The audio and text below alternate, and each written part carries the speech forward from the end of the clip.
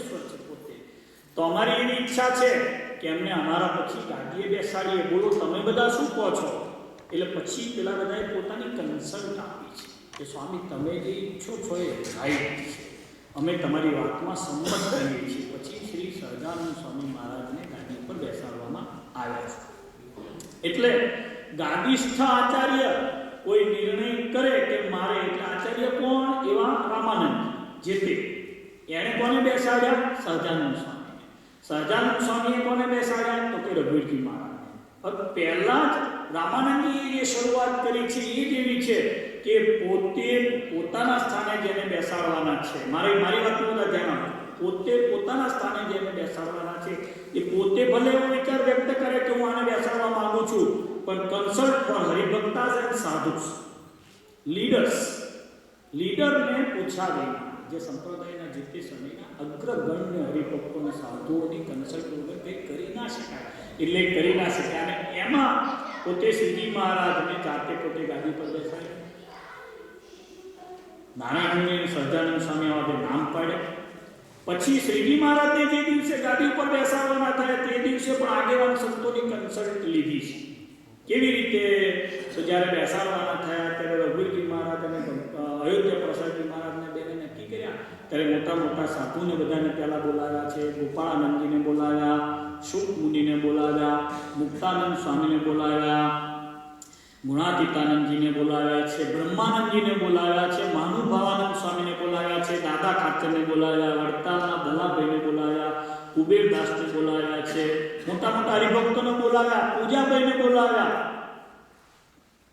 ધોલેરાવાળા બધાને બોલાવી મહારાજે પૂછ્યું કે અમારે અમારી ગાદીના સ્થાને હવે બે આચાર્યોની સ્થાપના કરવી છે, તો તમે શું કહો છો?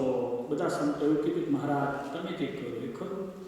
મહારાજે પહેલાં એવી ઈચ્છા વ્યક્ત કરી કોઈ સંતોને બેહાડી દે તો શું વાંધો છે? તો કે સંતોને બેહાડો તો આ તો પછી આમાં તો બધા 2000 છે, માથાકૂટ એમાં થશે કે આમાં સુપર કોણ? પછી સેકન્ડ એવું થશે કે આ સંપ્રદાયની સ્થાપના જે મહારાજ તમે કરી છે ભક્તિ માર્ગની પ્રવૃત્તિ માટે કરી છે, જીવના કલ્યાણ માટે કરી છે. તો ભક્તિ માર્ગનો ઉપદેશ જે આપવાનો છે, જે મંત્ર આપવાનો છે, એ દીક્ષા આપવાનો રાઈટ તો શરીરે કરીને દેહે કરીને જે બ્રાહ્મણ છે એને છે. જે સંપ્રદાયના તમે આશ્રિત છો, ભલે અહીંયા 100ની સંખ્યામાં હોય, 200ની સંખ્યામાં જે શિબિરમાં હોય, પણ આ વાતને બરાબર ખ્યાલ રાખી બધા કહેવાની છે કે જે બ્રાહ્મણ શરીરે જે પોતે દેહધારી બ્રાહ્મણ છે એને જ મંત્ર આપવાનો રાઈટ છે આપણા શાસ્ત્રો. નંબર 1. સેકન્ડ કે શ્રીજી મહારાજ સર્વરિયા બ્રાહ્મણ કુળમાં છે, એટલે સંતોએ વિનંતી, તો મહારાજે કીધું કે તમે સંતોમાં ગોપાળાનંદજી તમે બ્રાહ્મણ છો, તમે બેસો. સ્વામી કહે છે મહારાજ અમે બેસીએ તો અમને સ્ત્રીઓનો યોગ થાય, અમારે મંત્ર આપવાનો થાય. પછી સાધુઓ સોનું પહેરે છે, અત્યારે શંકર સ્વામીના પ્રતિનિધિઓ છે એ સુવર્ણને ધારણ કરે છે, ડાયરેક્ટ બહેનોના પ્રસંગની અંદર આવે છે, જેણે કરીને એનો ધર્મ ભ્રષ્ટ થાય છે, પાછળથી અંધ પરંપરા ચાલે એવું આપણે કરવું નથી. એટલે ગ્રસ્ત આચાર્યને સ્થાપો.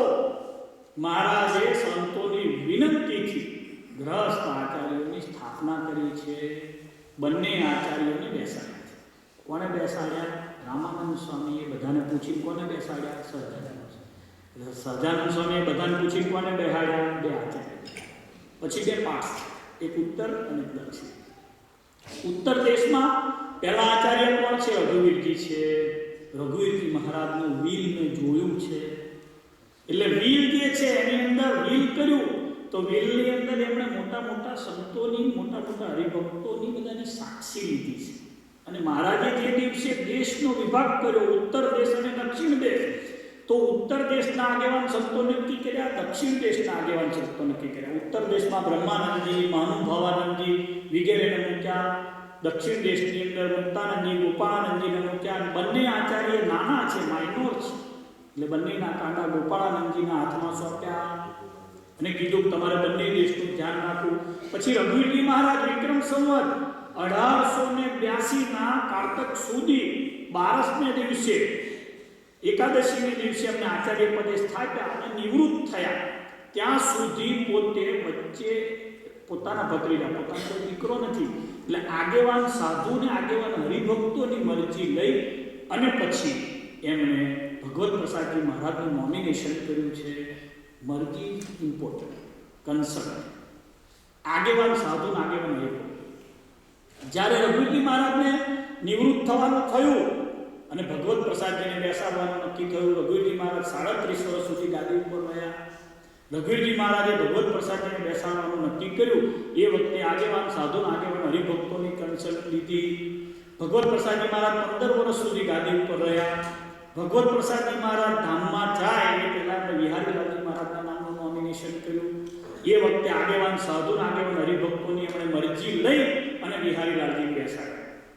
રઘુવીરજી, ભગવત પ્રસાદજી અને વિહારીલાલ 3 ભગવાન સ્વામિનારાયણના નાના ભાઈના દીકરાના વંશ હતો, ઈચ્છારામજી. વિહારીલાલજીને કોઈ દીકરો નથી, કાકાના ભાઈઓને કોઈ પરિવારમાં ઈચ્છારામજીનો વંશ રહ્યો નહીં.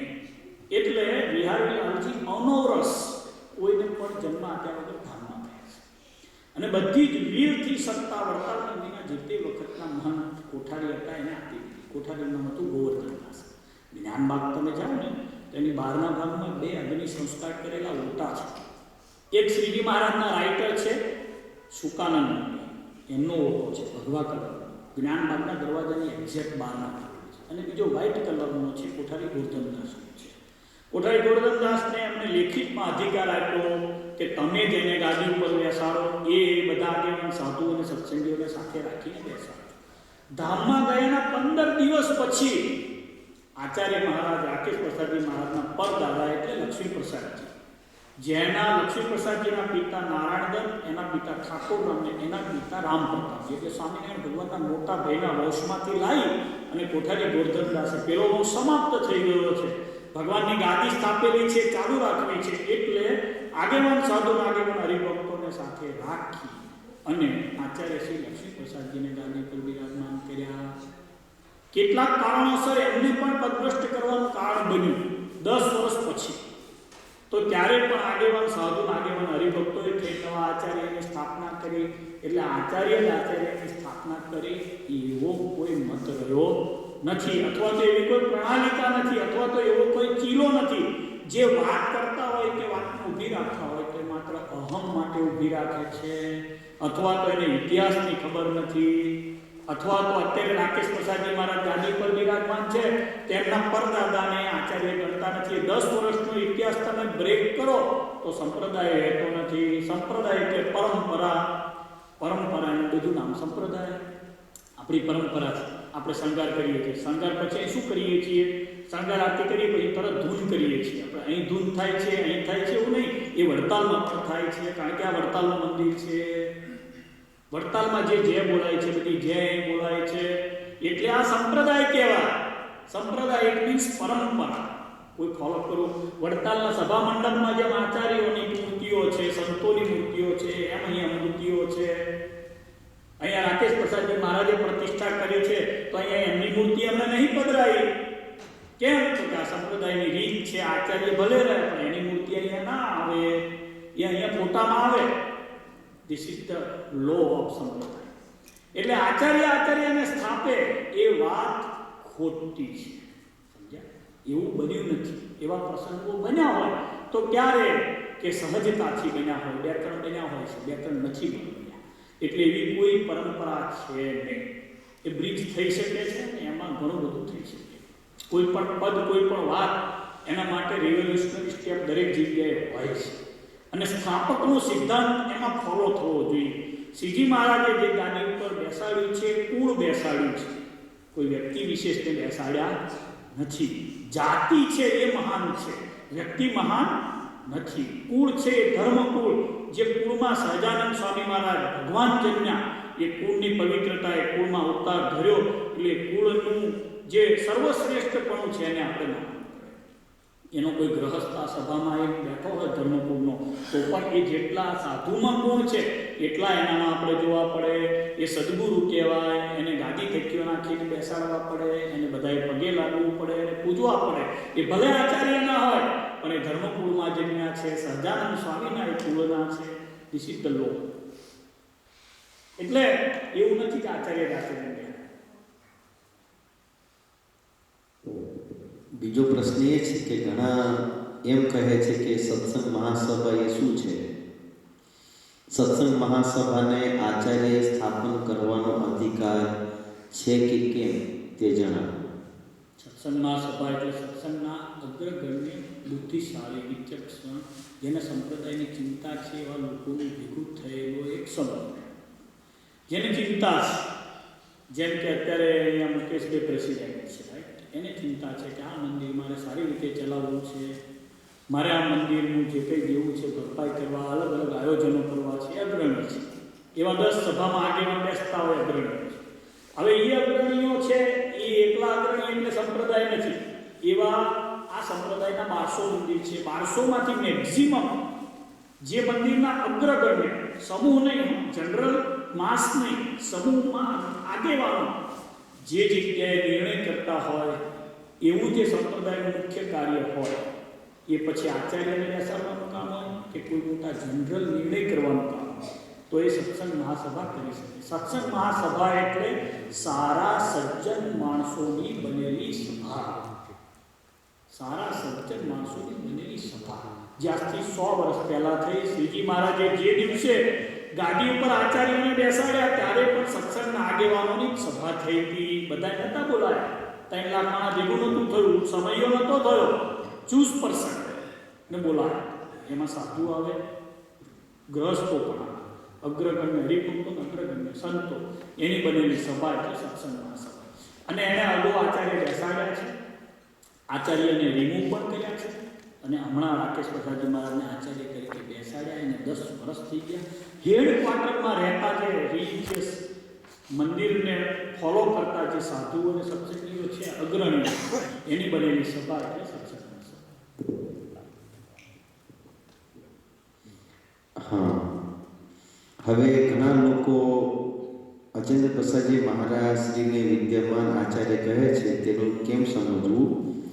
અને આચાર્ય શ્રી અજેન્દ્ર પ્રસાદજીને ગાદી પરથી કેમ પદભ્રષ્ટ કરવામાં આવે તેના કારણો સમજાવો.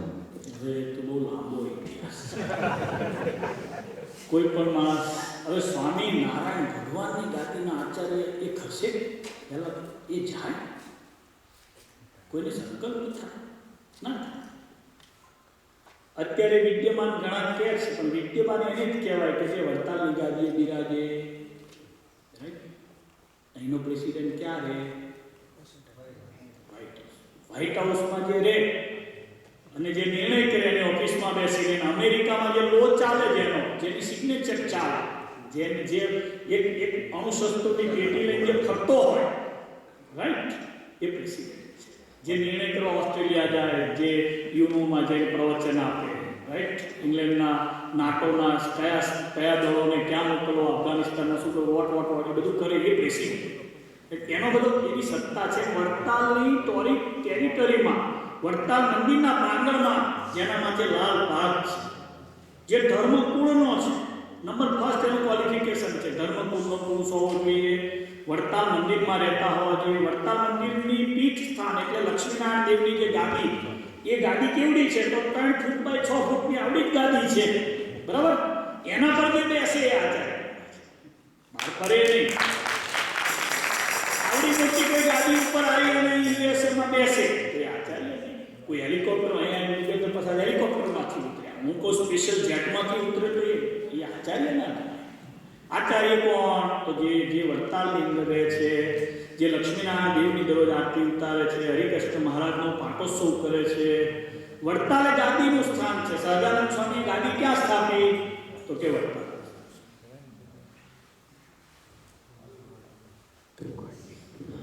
તમે મારા પ્રશ્નો ખોવાઈ જાવ છો જવાબમાં કે પછી? ના, અમે સાંભળવામાં ખોવાઈ જઈએ છીએ. અને પ્રશ્નોની બહુ લાઈન મોટી છે. પ્રશ્ન એ છે કે નૃગેન્દ્ર પ્રસાદને સંપ્રદાયના ભાવિ આચાર્ય 108 લાલજી તરીકે પ્રવૃત્તિ કરતા અટકે તેના માટે વડતાલનું હાલનું બોર્ડ એટલે સત્સંગ મહાસભા એ શું પગલાં લઈ શકે છે? એના માટે એમના ઉપર કેસ થયો. એમને કોર્ટે બધી રીતે ના પાડી છે તમારે ભાવિ આચાર્ય તરીકે કરવું નહીં. આ સંપ્રદાયમાં ભાવિનું કોઈ પદ છે નહીં, નંબર 1. જે આચાર્યના દીકરા હોય એને લાલજી મહારાજ ગણાય. અને લાલજી કેવા હોય તો આ સૌ સિંહાસનમાં બેઠા છે એવડા હોય, પેલા નાના છે ને લાલજી કહેવાય. આચાર્ય મહારાજના જે દીકરા હોય એને લાલજી કહેવાય. ફર્સ્ટ લેડી અમેરિકા કોને કહેવાય? મિશેલ ઓબામા કહેવાય, રાઈટ? બરાબર. એનો દીકરો હોય સાંપ્રદાયિક રૂઢિ પ્રમાણે એ લાલજી મહારાજ કહેવાય. પછી ધરમપુરમાં તો શું છે, જે ઉઠે લાલજી કે બધા ધરમપુરમાં 86 જણા છે, બધા લાલજી કોને? એમાં શું વાંધો? બધા ભાવિ આચાર્ય કહેવાય, એમાં કઈ વાંધો નહીં. Waiting and PM all are Acharya, all are waiting Acharya. આપણે ત્યાં અડવાણી વેટિંગ એન્ડ પીએમ છે તો વેટિંગ આચાર્ય જો એવું છે. લક્ષ્મીનારાયણ દેવના પ્રાંગણમાં જે મેં કીધું એ ગાદીએ બેસે, હરિકૃષ્ણ મહારાજનો પાટોત્સવ કરે, જે માથે લાલ ભાગ લઈને ફરે એ આ. બાકી જે આ તંત છે, આ માત્ર ને માત્ર જુદું એક ટોળું ચલાવવાનો જે આગ્રહ છે એ અહમ છે. અહમ સિવાય બીજું કોઈ જોતો નથી. એ સાધુ ચલાવતા હોય, સાધુ ગ્રસ્ત ચલાવતા હોય, ગ્રસ્ત. તેમને પ્રતિષ્ઠા કરવાનો અધિકાર સ્વામિનારાયણ ભગવાને એવું કહ્યું છે, આચાર્યણેવ દત્તમ યજ્જતેન પ્રતિષ્ઠિતમ કૃષ્ણ સ્વરૂપમ તત્સેવ્યમ વંદે મેવે તરતુય. આચાર્યએ જે મૂર્તિની પ્રતિષ્ઠા કરીશ, જે મૂર્તિની આરતી કરીશ, અથવા તો જે ભગવાન કૃષ્ણનું સ્વરૂપ, ક્યાંક સહજાનંદ સ્વામીનું સ્વરૂપ, લક્ષ્મીનારાયણ દેવનું સ્વરૂપ, નરનારાયણ દેવનું, આચાર્યએ જે સ્વરૂપ આપ્યું છે એ સ્વરૂપ ધ્યાન કરવા યોગ્ય છે, એ સ્વરૂપ પૂજવા યોગ્ય છે, એ સ્વરૂપ ઉપાસના કરવા યોગ્ય છે. બાકી બધા વંદન કરવા યોગ્ય, એને રાઈટ નથી. બ્રાહ્મણો બધા જ વૈદિક મંત્રોથી પૂજન વિધિ કરી શકે છે, પૂજન વિધિ કરે છે, આરતી કરે છે, જે રિયલ સેક્ટની રીત નથી, સંપ્રદાયની રીત નથી, પણ આ બધું ચાલે છે. ઇન્ડિયામાં વધારે ચાલે, અમેરિકામાં અહીંયા આવવાના છે. અહીંયા બે જગ્યાએ પ્રતિષ્ઠા એ આવતા હોય છે. ઘણી જગ્યાએ ગયા વર્ષે એના આગલા વર્ષે ખરેખર કાયદેસર એને રોકવા પણ જોઈએ, પણ સમાવ સંપ્રદાયમાં સો મેની થિંકિંગ ટોળાઓ છે, બરાબર છે, એટલે એના કારણે રોકી શકાતા નથી. એક ફોર્સમાં સંપ્રદાયને ફોલો કરવાવાળો વર્ગ હોવા છતાં કોઈ કારણોસર એ લકી માણસ છે એટલા પૂરતો કે આવી શકે છે. હવે એમાં એક હરિભક્તનો પ્રશ્ન છે કે દરેક મંદિરમાં મધ્યમાં તાજકો હોય છે, તેનું શું મહત્વ છે? એટલે કોઈ પણ મંદિર જે છે એમાં પૂર્વમાં જે છે એ ભગવાને જ્યારે મંદરાચલ પર્વતને ગ્રહણ કર્યો ત્યારે પૃથ્વીથી અધ્ધર રાખી સમુદ્રમાં એ આખો જે સમુદ્રનું મંથન થયું ત્યારે ક્ષીર સમુદ્રના નીચે પરમેશ્વર પોતે જાતે કૂર્મ સ્વરૂપે થયા. એટલે કોઈ પણ મંદિરની જ્યારે ભાવના કરીએ છીએ આપણે ત્યારે આવતચંદ્ર દિવાકરો કરીએ છીએ, એટલે કૂર્મની પીઠ રાખીને કૂર્મના સ્થાપન ઉપર મંદિરને આપણે ઊભું રાખતા હોઈએ છીએ. એ ઇન્ડિયાની ભાવના છે. હવે જૂનાગઢમાં સિદ્ધેશ્વર મહાદેવના શિખર ઉપર નાની એવી મસ્જિદ છે, જેવું મુશ્કેલ છે તે વિશે સ્વામીજી સમજાવે તો સારું. એમાં એવું છે કે જૂનાગઢમાં જે શાસન હતું એ નવાબી શાસન હતું. નવાબી શાસનને પણ સ્વામિનારાયણ ભગવાનની પ્રતીતિ કરાવી એ બ્રહ્માનંદ સ્વામીએ કરાવી છે. બ્રહ્માનંદજી એકવાર જૂનાગઢ ઝીણાભાઈએ જે દરબારગઢ પોતાનું દીવાનખાનું અને જે જગ્યા આપી ત્યાં મંદિર કરવાનું મહારાજે નક્કી કર્યું. ગોપાળાનંદ સ્વામી ગયા, મંદિરનું ખાતમુહૂર્ત કર્યું. જૂનાગઢના મંદિરનું વિક્રમ સંવત 1882 મંદિર 1884માં સ્થાપના કરી, 85ની ગઢડામાં કરી. તો એ વખતે ભગવાન સ્વામિનારાયણ ભગવાનનું સર્વોપરીપણું અને ભગવાનપણું એ પેલા નવાબને બ્રહ્માનંદ સ્વામીએ પોતાના ઐશ્વર્યથી, પોતાના દુહા છંદ, પોતામાં રહેલી કળાથી જણાવ્યું. પણ એ શાસન એવું હતું કે મુસ્લિમ શાસન હતું, એટલે એને પણ માન આપવું પડે. આખરે અલ્લાહની જે બંદગી કરવામાં આવે છે, અલ્લાહ ઈશ્વરનું એક સ્વરૂપ છે, જેને મુસ્લિમો એક નિરાકાર સ્વરૂપે ગણી અને ગોખને પૂજતા હોય છે. આખરે તો એ પણ કાબાનો પથ્થર પૂજે છે, આપણે પથ્થરના મૂર્તિઓમાં પરમેશ્વરના સ્વરૂપો જોતા હોઈએ છીએ. આપણે એને સરસ મજાનો રંગરૂપ આપીએ છીએ, મુગટ પહેરાવીએ, હાથમાં ફૂલ આપીએ છીએ, રૂમાલ આપીએ છીએ, ગરેણા પહેરાવીએ છીએ. આખરે તો એક તો વ્હાઈટ પથ્થર માર્બલમાંથી જ બનેલી મૂર્તિ છે કે બ્લેક માર્બલમાંથી બનેલી મૂર્તિ એ પણ કાબાના પથ્થરને જ પૂજતા હોય છે મુસ્લિમો પણ. એટલે નોટ નેસેસરી કે આખરે તદ્દન નિરાકારવાદીઓ છે જો એના પાયામાં જાઓ તો. પણ મહત્વનું એ છે કે બ્રહ્માનંદજીએ જે શિખર ઉપર જે મસ્જિદ બનાવડી નાનકડી એવી છે તો, કારણ કે મેં એવો સંકલ્પ કર્યો છે સિદ્ધેશ્વર મહાદેવની પદ્મશિલા ગમે ત્યારે મારે સુવર્ણની કરવાની છે. તો એ જે છે એનું મેં માપ લેવડાવ્યું હતું, નાનકડી એવી લગભગ 1.5 ફૂટની મસ્જિદ છે. પણ અહીંયા કદાચ કોઈ મુસ્લિમ શાસન કાયમ માટે થાય તો પણ આ મંદિર ક્યારેય ડેમેજ ના થાય એ રીતે એ મંદિરનું પ્લાનિંગ સ્વામીએ વિચાર્યું હતું. એટલે મુસ્લિમ શાસકો પણ આવીને બંદગી કરે એ હેતુથી સ્વામીએ ભગવાનને રાજી કરવા, અલ્લાહના સ્વરૂપે ત્યાં ભજી શકે, કોઈ સંપ્રદાયનો આશ્રિત થઈ શકે એટલા માટે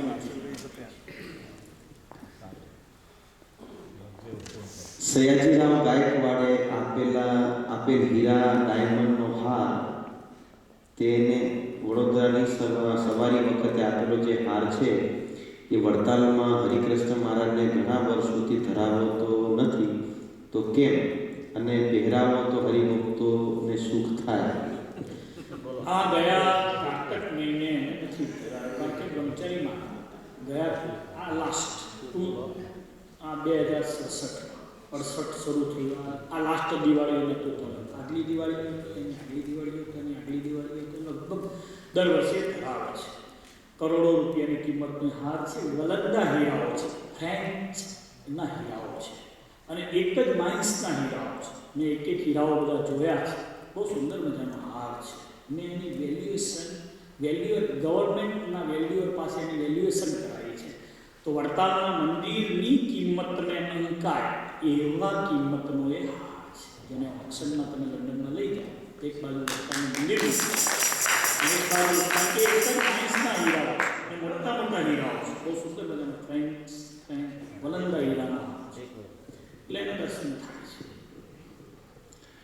હવે એક પ્રશ્ન આવ્યો છે કે વડતાલ એવો હાર આપણે અહીંયા કરાયો તે દિવસે ગિરીશભાઈને અને ભૈરવ કાકાને બધાને દર્શન કરાવવા એ હાર નજીકથી તે દિવસે છે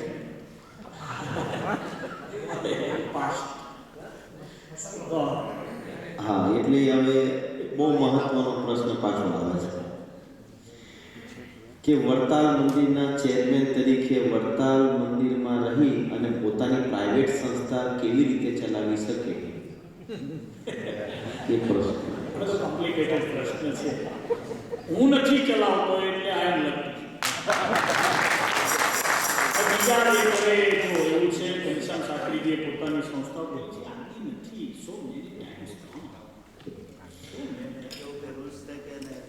કોઈને અટકાવી શકીએ, ક્યારે ડેમોક્રેસીમાં કોઈને અટકાવી શક્યું છે? એમાં અમેરિકા તો ફૂલ ફ્લેશ ડેમોક્રેસી દેશ છે, અહીંયા અટકી શકે. સમાવ ભગવાન ધારે તો અટકે. બીજું કે સમૂહ ધારે તો ભગવાન સમૂહમાં હોય છે, બરાબર છે. અને આપણે પ્રાર્થના કરીએ ભગવાનને કે આ સંપ્રદાય વધારે સ્પ્લિટ ના થાય, રાઈટ, મૂળ સંપ્રદાય વધારે ડેમેજ ના થાય. કોઈ વ્યક્તિની પોતાની મહત્વાકાંક્ષા આમાં વ્યક્તિગત રીતે ના ઉપસે, કોઈ સંતોની મહત્વાકાંક્ષા વ્યક્તિગત રીતે ના ઉપસે. આ મંદિર એમાં મારું કશું નથી, તો હું હૃદયથી આ મંદિર વિશે વાત કરું છું. મને કંઈ લખ્યા નથી, હું હૃદયથી આ મંદિર વિશે વાત કરું છું. એનું કારણ મને એવો ગર્વ છે કે આ વડતાલનું મંદિર છે. શાના માટે? અંદરની ફિલિંગ્સ છે, એ ફિલિંગ્સ દરેકમાં હોવી જોઈએ, આવવી. આપણે પ્રાર્થના કરીએ મહારાજને, હરિકૃષ્ણ મહારાજને કે દરેકના હૃદયમાં બિરાજે છે, દરેકના હૃદયમાં એ પોતે પ્રેરણા કે દરેક વડતાલને વિશે સારી ભાવનાઓ થાય. આપણે છે ને નેગેટિવ થોટ્સ વિચારવાના બંધ કરીએ, પ્રાર્થના કરીએ ખામાવાળાને આવતા હોય જાય. હવે એનો બીજો કોઈ રસ્તો જ નથી ને, કારણ કે પેલું તો થઈ શકે એમ જ નથી. એટલે સ્વામી જે શોર્ટ એન્ડ સ્વીટમાં કહ્યું, લગભગ એ વાતને અનુસંધાને લગભગ 4 જેવી ચિઠ્ઠીઓ છે, એક જ સરખી જેવી છે, મને તો એવું લાગે છે. તો વડતાલમાં હરિભક્તો માટે ઉતારાની ઘણી તકલીફ પડતી હોય છે, તો નાનામાં નાના હરિભક્તોને ઉતારા મળે તેવી વ્યવસ્થા કરવી જોઈએ. આપ સૌ હરિભક્તોને ખાસ એ અત્યારે અત્યારનું બોર્ડ છે એને 1000 ઉતારાનું પ્લાનિંગ નવું કર્યું છે, બરાબર છે. હમણાં જ એનું ખાતમુહૂર્ત કર્યું છે. હું કહું 2 વર્ષના ફેસમાં 200 ઉતારા નવા બનશે. એના માટે એ લોકો ચિંતિત પણ છે. હું હતો ત્યારે મેં 104 રૂમનું બહુ સારું VVIP 3 સ્ટાર હોટલ જેવું નવું બિલ્ડિંગ બનાવ્યું હરિભક્તો માટે. ગોપાળાનંદ સ્વામી અતિથિ 8.5 કરોડ રૂપિયા ખર્ચે એવું નવું બિલ્ડિંગ હમણાં એ લોકોએ ખાતમુહૂર્ત કર્યું છે. 1000 રૂમો બનાવવાનો પ્લાન કર્યો છે. કર્યો છે. વડતાલ છે. એમાં તો જેમ 2 વર્ષ જશે 5 વર્ષ જશે એ બધી રૂમો નાની પડવાની પાછી ઉતારાના પ્રોબ્લેમ્સ એવરી ડે વધતા રહેવાના છે. બીજો એક પ્રશ્ન છે ડોસી પુરાણનો, એક બહેનોનો પ્રશ્ન છે. બહેનો હનુમાનજીને પાછળ હાથ રાખીને પગે લાગે છે, વર્ષોથી ચાલ્યો આવે છે. તો ભગવાન હનુમાનજી મહારાજ કષ્ટભંજન દેવ જે છે એ બ્રહ્મચારી છે એવું માનીને બહેનો એમને પાછળ હાથ રાખીને પગે લાગે છે. એવું ના લગાય. કોઈ બે પ્રણામ છે, એક સાષ્ટાંગ દંડવત છે અને એક પંચાંગ પ્રણામ છે. બાકી તો રિયલમાં વંદન છે, પ્રણામ છે, રેગ્યુલર પ્રણામ છે. એ બહેનોમાં કેટલીક જે હિન્દુ ધર્મની અંદર ચાલી આવતી જે થિયરીઓ છે ને નેચરલ થિયરી છે, જીનેટિકલ થિયરી છે. તમે એને ના પ્રવર્તવાનું કરો ને તોય એ પ્રવર્તે. એટલે ખરેખર સ્વામી જે વાત કરી એમ શાસ્ત્રની દ્રષ્ટિએ પુરુષો માટે સાષ્ટાંગ પ્રણામ છે અને બહેનો માટે પંચાંગ પ્રણામ છે. પાછળ હાથ રાખીને જે પ્રણામ કરવામાં આવે છે એ તો આપણા ભારત દેશમાં જે ઘણો શાસ્ત્રમાં ના હોય એ ડોસી પુરાણમાંથી મળી જતું હોય છે. ડોસી પુરાણ એટલે આપણે ઊભું કરેલું પુરાણ, વેદ વ્યાસ સિવાય આ 19 વિશેષ ઘણી બધી વાતો હનુમાનજી વિશેની જો વાત હોય તો એ પણ એક હોઈ શકે કે ઘણા બધા એમ કહે છે કે બહેનોથી હનુમાનજીની પૂજા થાય નહીં, શનિવાર ના થાય, હનુમાન ચાલીસા ન બોલાય. આવા પ્રશ્નો અમને લંડનમાં ઘણા પૂછ્યા છે. અમે હનુમાન ચાલીસાની મેં કથા કરી હતી ત્યાં. તો હનુમાનજી મહારાજ છે ને દેવ છે. બહેનોથી પૂજા પણ થાય, ખાલી વૈદિક ક્રિયાની અંદર છે એ સ્ત્રીઓને નિષેધ છે. બાકી પૂજા કરી શકે, માળા કરી શકે, હનુમાન ચાલીસા પણ કરી શકે, શનિવાર પણ કરી શકે. તમને કહું, લંકાની બહેનો પૂજા કરતી હતી તો આપણા ભારત દેશની અમેરિકાની બહેનોને શું વાંધો આવે?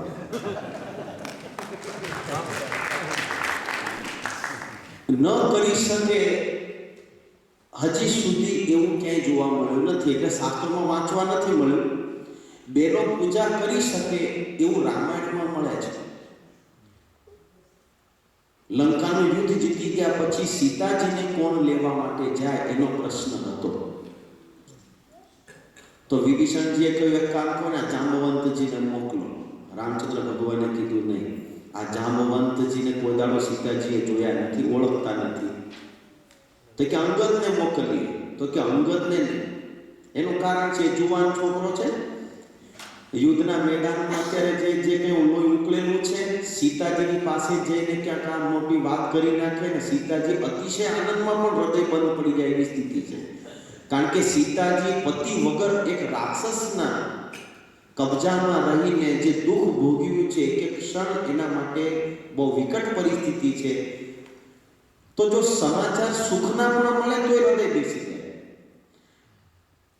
તો એવી સ્થિતિમાં સીતાજીની જે માનસિક સ્થિતિ અત્યારે એવી છે, જે દુઃખમાં જેમને દિવસો કાઢેલા છે, અને એવા સમયમાં સુખના જે સમાચાર આપવા એ બહુ મહત્વની વાત છે. અને એ કોણ આપી શકે? જે માનસ શાસ્ત્રીય હોય કે સામેની વ્યક્તિના હૃદયના ભાવને જાણીને વાત કરે. તો કે કોણ મોકલીશું? રામચંદ્ર ભગવાને કીધું એક કામ કરી આપણે હનુમાનજીને મોકલીએ. કારણ કે સીતાજીએ છે ને હનુમાનજીને એમ કહ્યું છે કે તું મારો દીકરો છો. શું કહ્યું છે? તું મારો દીકરો છો. એટલે જેને કહેવાય ને કે હૃદયથી જેને દીકરો માનેલો હોય